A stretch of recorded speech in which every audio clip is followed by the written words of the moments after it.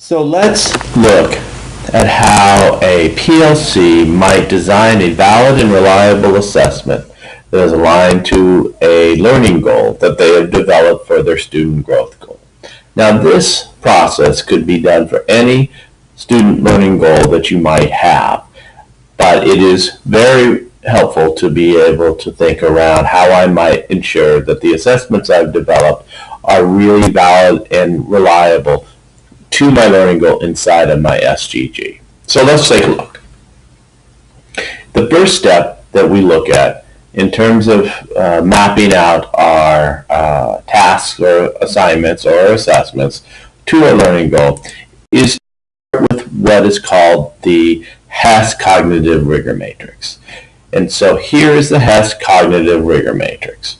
And the reason why we have used this to design our tasks and to ensure that we have covered all areas that we need to for the learning goal is because this is a tool that was used by the folks who have designed the Smarter Balanced Assessment that evaluates where students are at in terms of their understanding of the Common Core State Standards.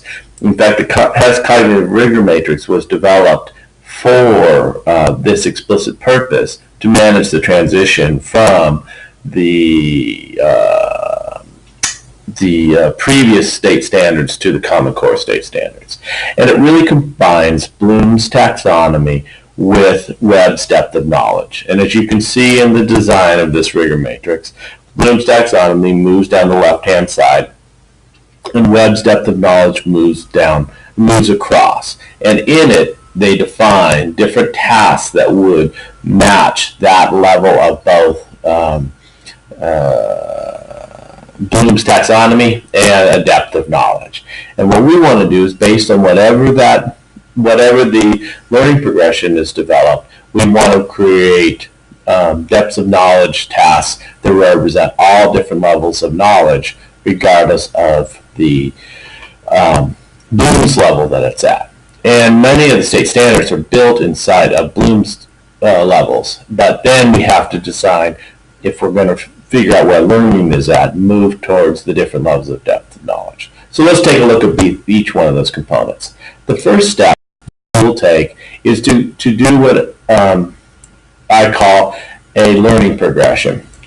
And this is to map what different things the students need to know, be able to do, apply, analyze, evaluate, or create to master this learning goal that has been defined. And so this is a progression of learning. The students need to understand things first, or remember things first, before they can apply them, before they can analyze them, before they can evaluate. So it's a progression of learning that first students need to understand, make sense out of the information that they have, be able to know about it. Once they've been able to remember and understand particular information, how are they applying that information? What are they doing with that information and application to meet that learning goal? And if so be, where would they do in terms of analyzing that information that they understand? After they've been able to apply it, how do they analyze it? Could they evaluate it? Are they creating something new with it? So this really the first step of designing rigor matrix is really to create a learning progression based on Bloom's taxonomy. Once that's been decided, then for each one of those learning progressions, each one of those states of Bloom's, the task next is to design a depth of knowledge that represents different levels of understanding of each step in that learning progression. Before the Common Core, before the development oftentimes of this Hess rigor matrix, we really pushed to going down Bloom's taxonomy, and that was the measure. But really what Common Core has done has not made things harder, they just make them deeper. The Bloom's taxonomies haven't changed that drastically. The students don't need to apply more, analyze more, but they do need to know information deeper. And that is the biggest shift in Bloom's in the Common Core State Standards, is to know things deeper. And so prior to Common Core, 90% of both what was taught and what was assessed operated in these DOK 1s and 2s. Really the recall and reproduction of information and the understanding of that information from a conceptual basis. So DOK 1 really focused on specific facts, definition, details, and procedures. DOK 2 on applying skills and concepts and explaining how and why. DOK 3 focuses on really assessing, citing evidence, comparing and concluding, constructing, developing logical arguments, explaining those things, and really understanding them in a way that they can tell you how they solve problems, why that was the best solution, all of those types of things that really looked at it. And then DOK 4 is really actually you push out into a brand new content, a different mode, a different level of mathematics, but possibly, or a different content level, or content area in which you're going to focus on. And so this is extending that thinking beyond just what is right in front of you and in the concept that you're learning right now or the context that you're learning right now, but to generalize it out into other areas. So really, before Common Core standards were level 1 and 2, after is really level 3, and extended thinking is pushing towards some of those extending beyond just what are the requirements of Common Core. So let's take a look at a team of teachers, a PLC, a third grade PLC, who had a goal that was the area of mathematics. And so they had built a learning goal that was represented what they thought was the most important thing for the students to know and be able to do at the end of the year. And so and through that, they have built now a Rigor matrix that maps the tasks that would represent the knowledge required to be able to demonstrate proficiency in that learning goal. So let's see what they did. So first, they developed a learning goal that said students will use visual models to solve multiplication and division problems, justifying their model choice and explaining the representation of the problem. So this is their big goal. This is what they think is the most important thing in the area of mathematics third graders will need to have mastered before they walk out the door. So first step is to create a learning progression. So what do they need to know and understand? This team said the students will be able to understand visual models that are used to solve grade level math problems. So their first step was to say the students need to really understand these visual models, know what they are, deeply understand these models. Secondly, after they've understood these models, then they want the students to be able to create and use visual models to solve grade appropriate equations.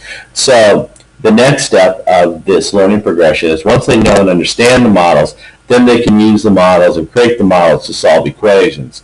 And finally, students will be able to create and use visual models to solve real-world problems. So they move down this progression to this area that is the strongest area about what they need to know and be able to use those in terms of understanding them and applying them in the context of real problems. So once they've created that, now they need to create tasks that would represent a student showing proficiency at each level of each depth of knowledge or DOK level. So let's see. So at the level 1 area, they said to that understanding, they can match given visual models to their definition and name. So this is basically just a matching exercise. As they move down to that application, they can match the visual models that represent an equation. And then as they move down by taxonomy, they can match visual models that represent a real-world problem. So you can see in each one of the steps, they went to a matching activity, that the students could match the models to the definitions, to equations, to real-world problems. As they move to DOK 2, they've written, I can identify and define visual models that are presented to me by my teacher. So now they can define it in their words, that models that are presented. They can tell you, hey, this is this model and it's this.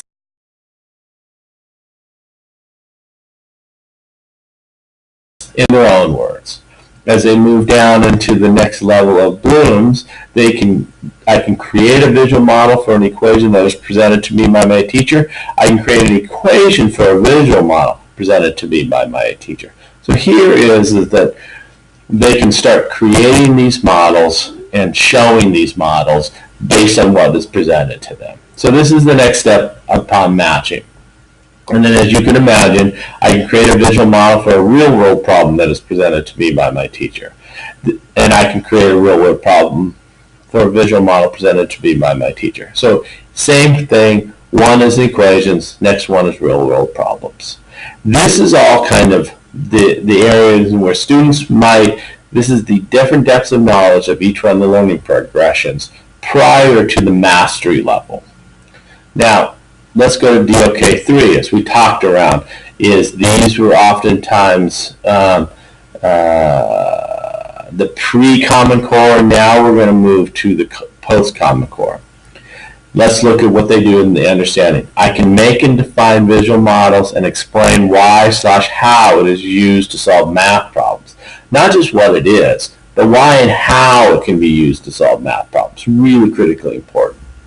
As I move to the second piece, the level 2, I can make a visual model for an equation that is presented to me by my teacher and justify why it is the best model. So here they go beyond just making it and creating it and showing it. Now they're justifying why it's the best model. Not just a model, but it's the best model.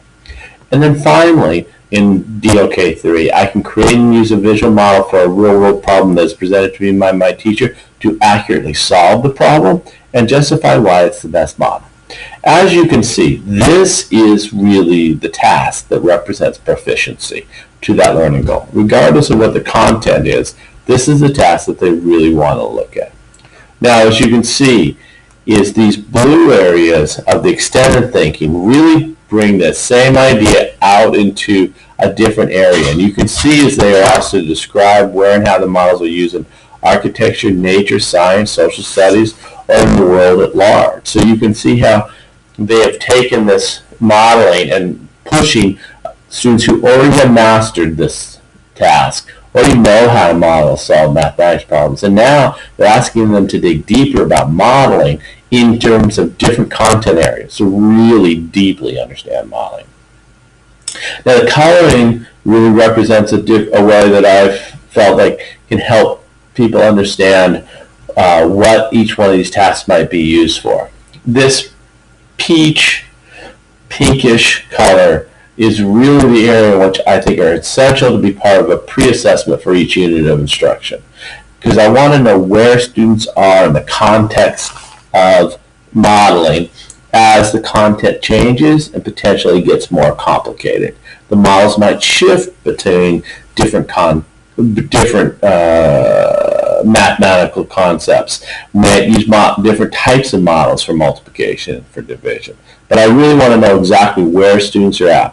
I not only want to know what they can't do, but what they can do.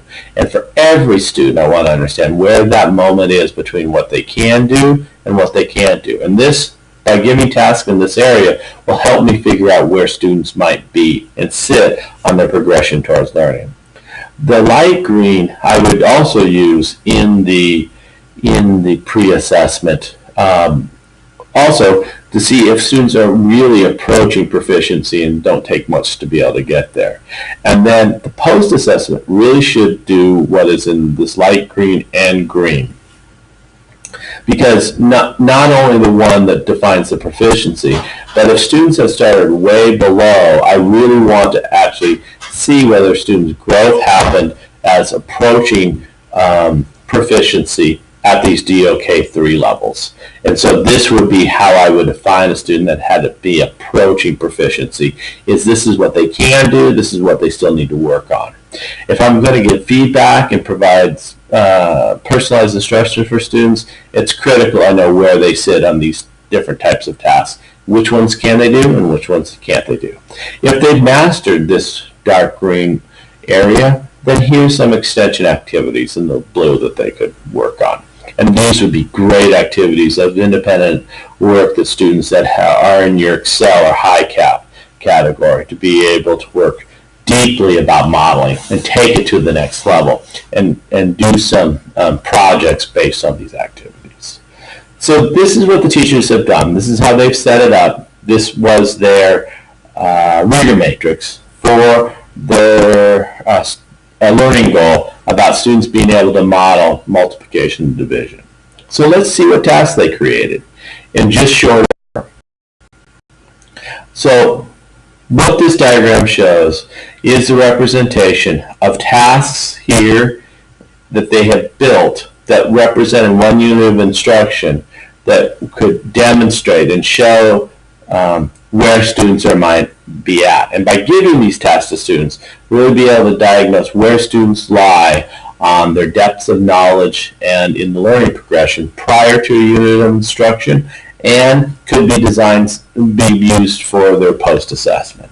So let's look to see how they did. We haven't included here the extended thinking in level 4, but we have moved for the level 1, 2, and 3. As you can see down the left-hand side, this is their learning goal along with their learning progression. So let's see how they start.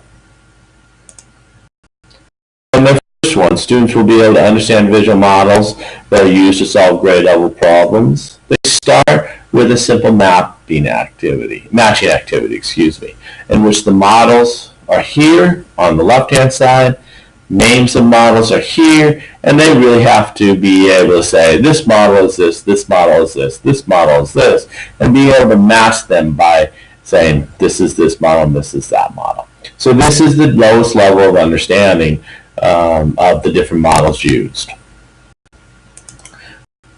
Deeper level of understanding is here's the models, and that they need to tell you what the models are. They need to say, this is model X, this is model Y, this is what I know from these models, and so this is how they can describe these models. As we move to a deeper level model, here's a question. Why would you use a tape diagram to solve a multiplication problem? Use words and expressions to explain your answer. So this is really getting to the thing is, I understand what a model is. Now tell me why that's a model, what I use that model for. How is it used? And you can use pictures and explanations. This is really getting students really to dig to the deeper understanding of modeling. What are they for? Why are they used for? As you can see, each level of understanding grows deeper and deeper. So now to the next step of the learning progression, that students will be able to create and use visual models to solve grade appropriate equations. You can see the same format and structure they've used. Here's the different equations. Here's different models. Figure out which one works best for which one represents what. The lowest level of application of these models, a DOK1, in applying the models to solve equations. As we progress to the next thinking, this is asking them to use a model and use different models to solve each one of these equations. So this is asking them, it's a really nice question, is use a model to show each equation, use a different model for each equation. So each equation they have to demonstrate more and more proficiency of which models they use. It does have choice, students can use which choice of models they use for each one, but they have to use different ones and show models. Again, here's a DOK2 of some mental process of modeling. As they move to level 3, draw level 2 models that show that 3 times 5 equals 5 times 3. Explain why you use this model. Here moves to a DOK3 where the explanation is involved, and so that they have to show 2 models and explain why they use this model, what was the importance of it.